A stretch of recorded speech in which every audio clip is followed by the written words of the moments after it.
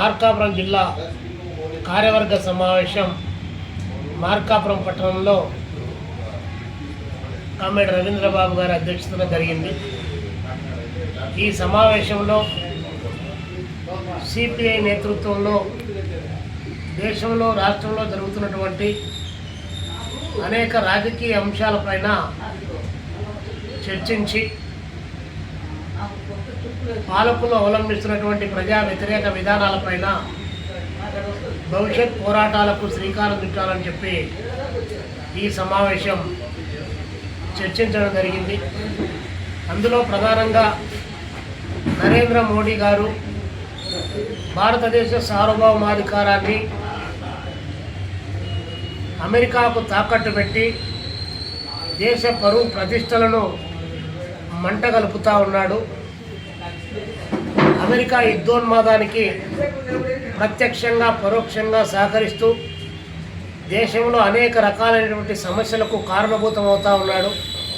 ఈరోజు గ్యాస్ ధర విపరీతంగా పెరిగిపోవడమే కాకుండా పెద్ద ఎత్తున షార్టేజ్ వచ్చి ప్రజలంతా కూడా తీవ్రమైనటువంటి ఇబ్బందులు ఎదుర్కొంటూ ఉంటే నిమ్మకు నీరు ఎత్తినట్లుగా వ్యవహరిస్తూ కట్టెల పొయ్యిలో ఊపుకొని అన్నం చేసుకొని తినాలని చెప్పి ఉచిత సలహాలు ఇవ్వడమే కాకుండా మురికి కాలువల్లో నుంచి పైపులు పెట్టి గ్యాస్ను సింపుల్ టెక్నాలజీతో తీసుకొని రావాలని చెప్పేసి ఒక అశాస్త్రీయ విధానాలను దేశ ప్రజల ముందు పెడతా ఉన్నాడు. ఇంత చేతగానటువంటి ఇంత వెన్నుముక్కలైనటువంటి ప్రధానమంత్రి గతంలో 14 మంది ప్రధానమంత్రులు చేశారు తప్ప ఈయన కంటే అందరూ ప్రధానమంత్రులు 6 మాసాలు పనిచేసినా కూడా దేశ ప్రతిష్టను వెనుకడింపజేసే పద్ధతిలో పనిచేశారు. ఈ దేశ ప్రతిష్టను దిగజార్చినటువంటి అత్యంత ఘోరమైనటువంటి ప్రధానమంత్రి నరేంద్ర మోడీ అని చెప్పి చెప్పక తప్పడం లేదు. అదేవిధంగా నరేంద్ర మోడీ తానా అంటే చంద్రబాబు నాయుడు గారు తందానా అని చెప్పేసి ఇక్కడ పలకలు వేయడానికి ఆయన చిడతలు పట్టుకొని సిద్ధంగా ఉన్నట్టు కనిపిస్తూ ఉంది. ఇంత పెద్ద ఎత్తున ఇరాన్ పైన యుద్ధం జరుగుతూ ఉంటే కనీసం అన్యాయం చేస్తూ ఉన్నారు. మన భారతదేశం యొక్క అలీన విదేశాంగ విధానాన్ని మంటలో కలిపారని చెప్పి ఒక్క మాట కూడా చంద్రబాబు నాయుడు గారు మాట్లాడకపోవడం ఇది అత్యంత దుర్మార్గకరమైన విషయం అని చెప్పి భారత కమ్యూనిస్ట్ పార్టీ సిపిఐగా మేము భావిస్తూ ఉన్నాం. ప్రజలందరూ కూడా యుద్ధానికి వ్యతిరేకంగా నిలబడమని చెప్పేసి అమెరికా సామ్రాజ్యవాదాన్ని నిరసించమని చెప్పేసి మార్చి 23వ తారీఖు నాడు భగత్ సింగ్, రాజగురు, సుఖదేవుల యొక్క వర్ధంతిని పురస్కరించుకొని సామ్రాజ్యవాద వ్యతిరేక దినంగా 23వ తారీఖును పాటించమని చెప్పేసి ఈ సందర్భంగా ప్రజలందరికీ కూడా భారత కమ్యూనిస్ట్ పార్టీ సిపిఐగా మేము పిలుపునిస్తూ ఉన్నాం. అదే సందర్భంలోనే ఈ మార్కాపురం జిల్లా అభివృద్ధికి ఆమడ దూరంలో ఉంది. తాగడానికి మంచినీళ్ళు ఎటు చూసినా కూడా ప్రజలంతా కూడా ఒక పారిశ్రామిక రంగ అభివృద్ధి కానీ, విద్యారంగ అభివృద్ధి కానీ, వైద్య రంగ అభివృద్ధి కానీ దేనికి నోచుకోనటువంటి పరిస్థితి.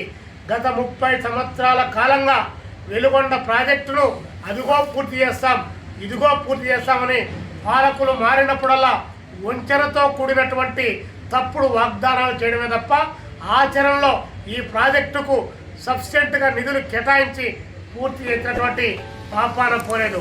అందుకని మేము సిపిఐగా డిమాండ్ చేస్తా ఉన్నాం.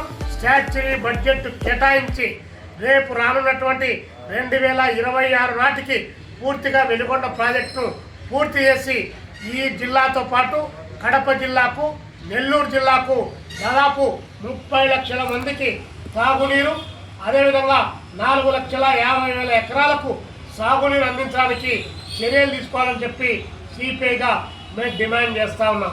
ఈ నేపథ్యంలో చంద్రబాబు నాయుడు గారు అధికారంలోకి వచ్చి 21 మాసాలు పూర్తి చేసుకుంటా ఉన్నాడు. అధికారంలోకి వచ్చే ముందు 3 బాబులు చెప్పారు.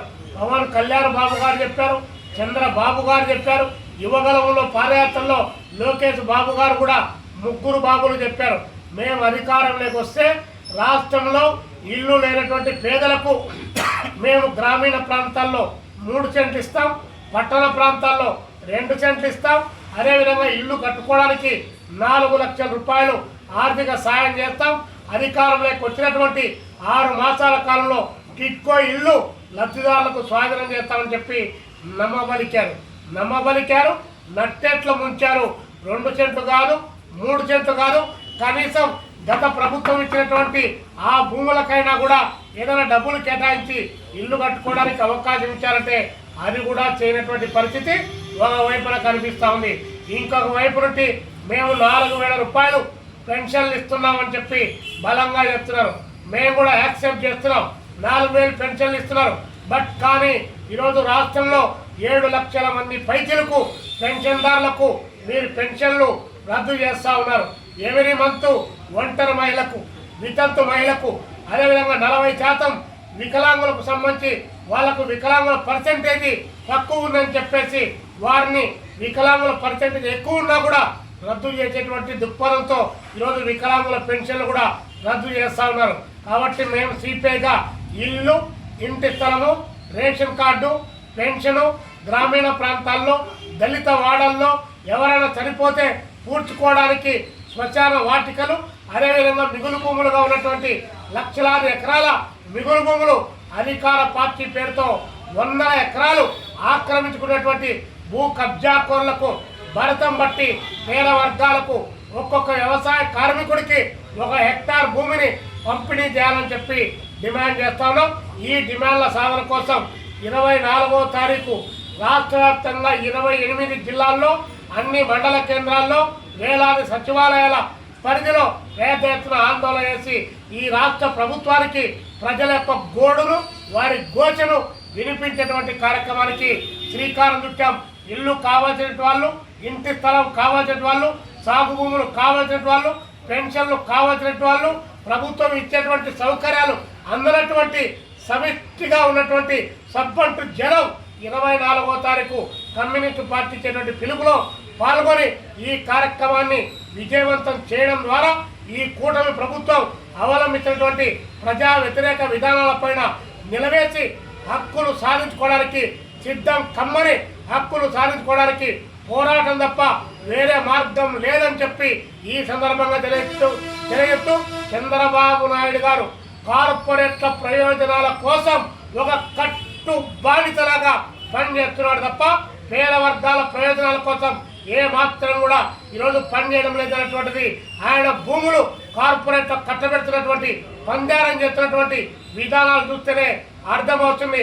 ఒక్క నూతన పరిశ్రమను ఏర్పాటు చేయకుండా, ఒక్క నూతన ఇరిగేషన్ ప్రాజెక్టును పూర్తి చేయకుండా సంపద సృష్టిస్తారని చెప్పి అబద్ధాలతో 21 మాసాలు కార్యాపన చేసినటువంటి ముఖ్యమంత్రి కూటమి ప్రభుత్వం ఇదని చెప్పి ప్రజలు ఇప్పటికైనా గమనించి కమ్యూనిస్టులతో కలిసి రావాలని చెప్పి సిపిఐ పిలుపులో భాగస్వాములు కావాలని చెప్పి ఈ సందర్భంగా పిలుపునిస్తా ఉన్నాం.